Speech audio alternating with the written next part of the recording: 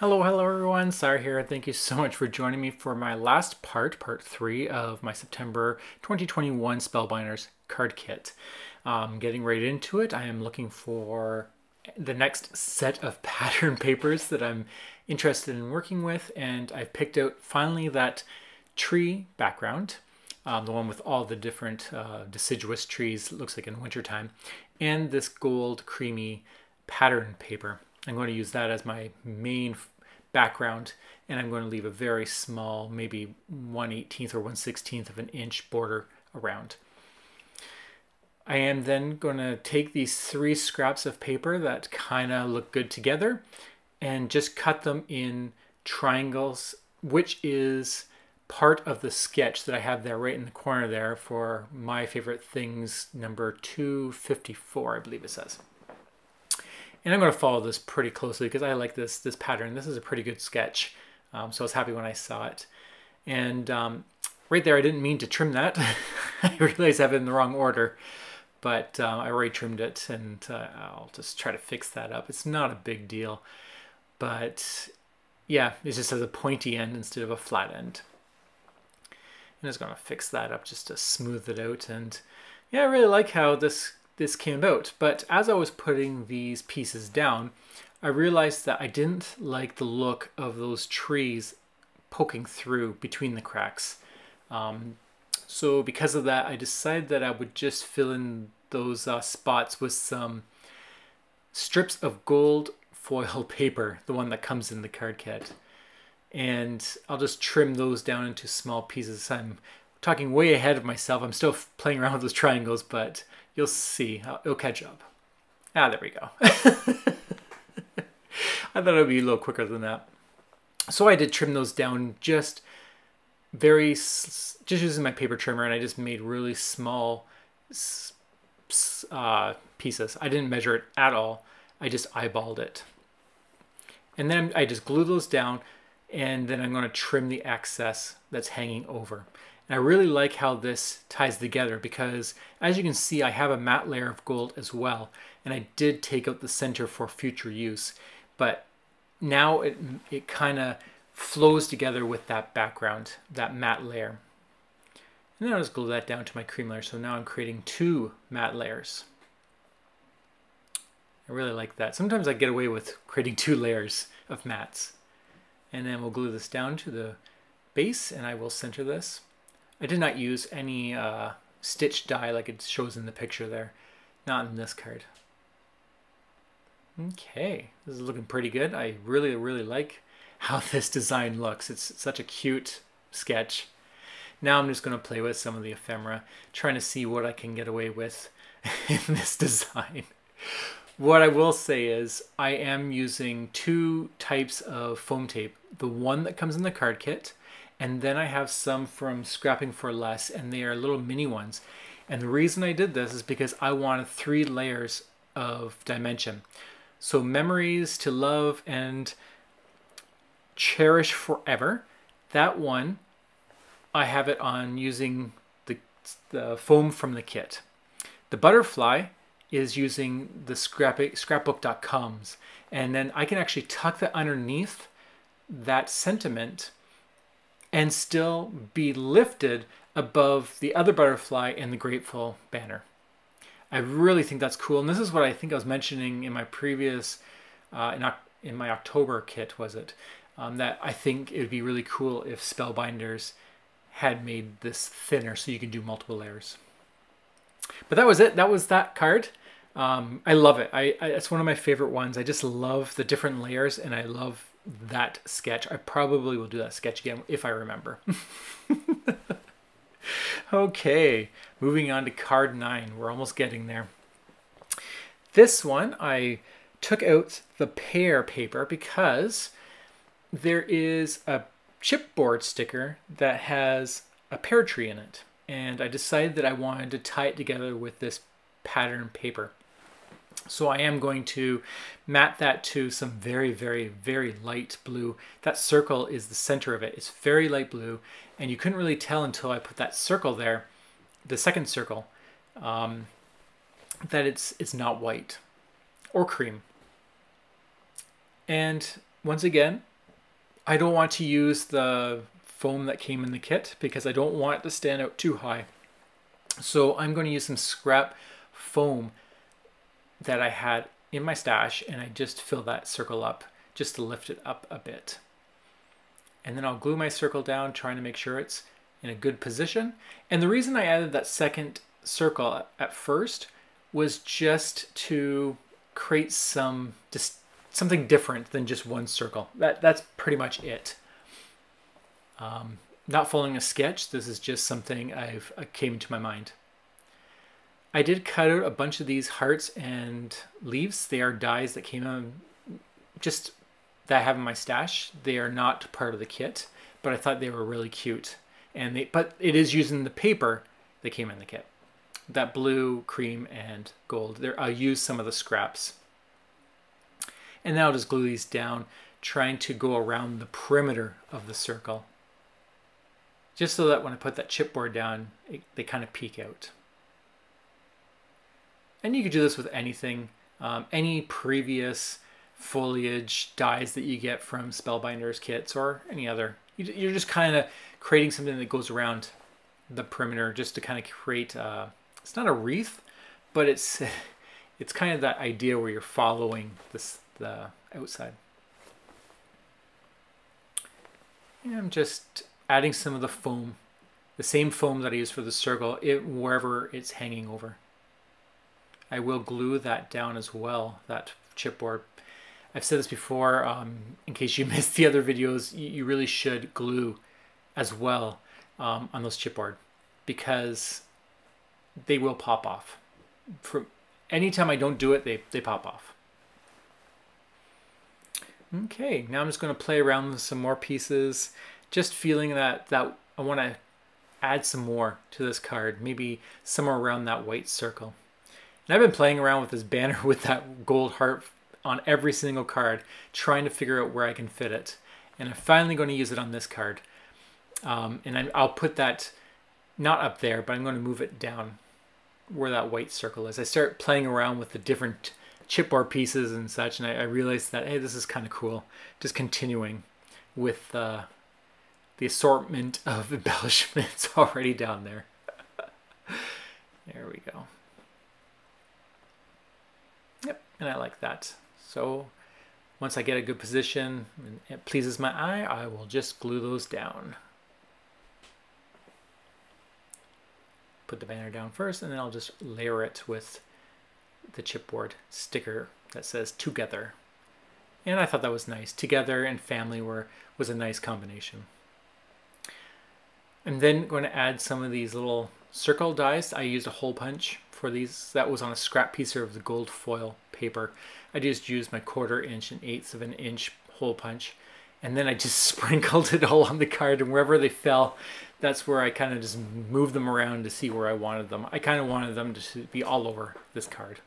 And then I just used my crafty glue from Simon Says to glue those down.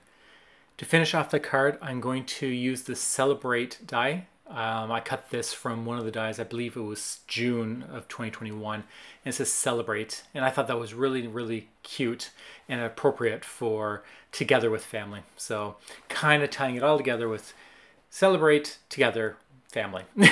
And I used the white just to not take away from anything. It's just subtly there. Okay, card 10. These are all the scraps that I have left over. I seem to gravitate towards this on my 10th card, is looking at all the scraps that I have already cut up and see what I can create with the next card. So once again, I'm going to use that green snowy looking background. I actually like this pattern paper more than I realized. It just has this beautiful snowy scene, and the green just works really well. I really like it. And so I'm going to also take these little tags, they have holes on both sides, and then I'm going to thread them with some twine that I had in my stash from years ago, from a different kit. And what I'm going to do is just have them scattered on the page, connected by this twine. You'll see. Actually, I'll take them off the twine because I put them in the wrong order. But and then I'll just ink the outside with some vintage photo distressed ink. You won't really notice it too much because the background is kind of dark, so it's going to blend pretty well. But you will see a little bit if you were holding it up close on each tag. This is where I had to take them off because when I wanted to bend the string, I realized that I had threaded them the wrong direction. So what I want to do is make it so that it doesn't want to pop up. If I had it the other way, it would naturally want to bend in a loop. So by doing it the opposite way, at least I can glue it down and lay it flat on the card, which is what I plan on doing. I am then taking this wood grain piece, which is really nice, looks really beautiful on that green card pattern paper. And I'm just going to trim that down so that it is, oh, I'm not sure. Let me get my ruler. I think I have one. Since I'm busy cutting, let's just see. It looks like it is just over 3.5 inches. And then just to create a little bit of difference, I decided to use some scrap pink cardstock, which came in the card kit. It matches the cherished tag at the very top very well. So by doing this, you're now creating a separation between two layers. It's like a transition layer, and it's not adding or introducing a brand new color, which is always nice. And then I'm just going to add some of that double-sided tape, which is scrapbook.com, because I ran out of the other one. I believe I was actually using one from a different kit, and I didn't want to break open a new one. So I just used the scrapbooking.com one. I'm really liking how this is turning out. I was so happy while I was making it at the time. While I was doing that, I decided that I would play around with this snowflake die. This is... It might actually be a Spellbinders die, but I bought it separately and it came with little ornaments that you can build too. So I use this to cut 3 different types of snowflakes, and then I'm just going to glue those down just so that it really shows you that this is supposed to be a snowy background. Just in case you weren't getting it, this will tie it in. So the little ones are in the distance, and then the big ones are like up close in your face snowflakes. And I am only gluing really the center. I'm not gluing the outside because I'm okay with the snowflakes lifting a little bit.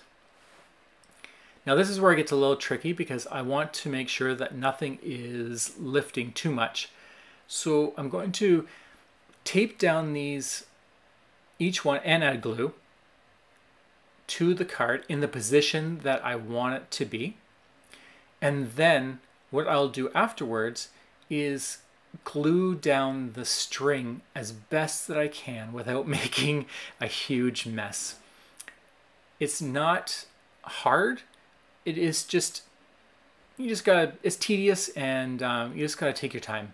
Because what I had to do was add the glue to the string very subtly. Oh, that's too much glue.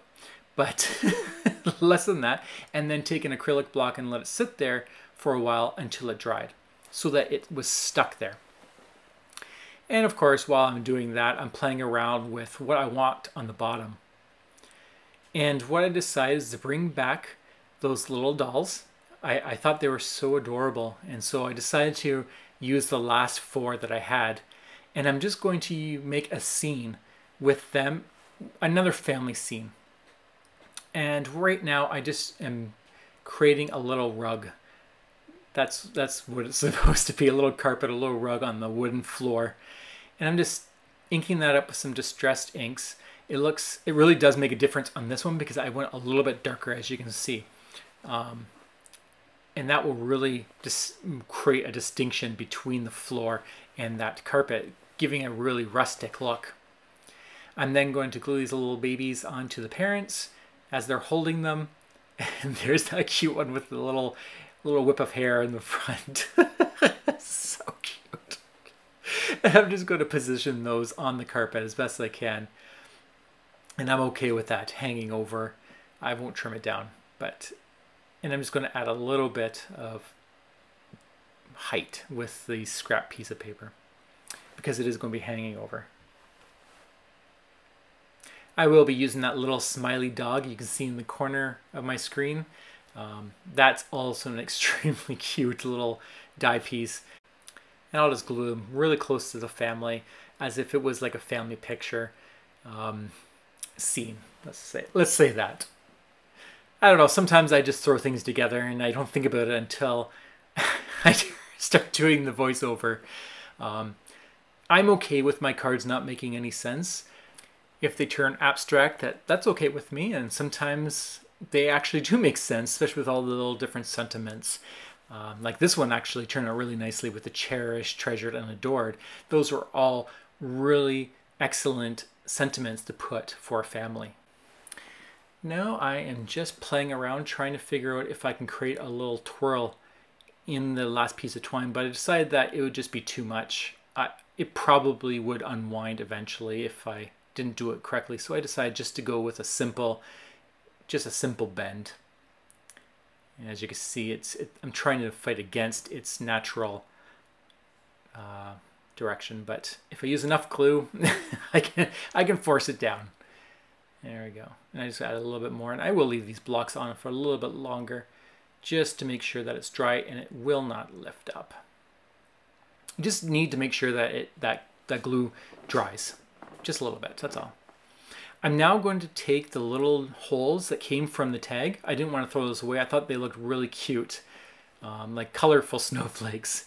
So there'll be 2 pink, 2 green, and 2 yellow, and I'll just glue those down with some Simon Says Crafty glue. And then once that's done, just to add a little bit more, I'm going to get my shimmer pen and go over all the snowflakes and the string. The string was useless because you can't see it. It doesn't really stick well. But I'm going to use it on the snowflakes, and then I'm going to color up the dog bed. And then I think that's it for that. And then I'm going to take some, oh no, I do that too. Outside of the tags.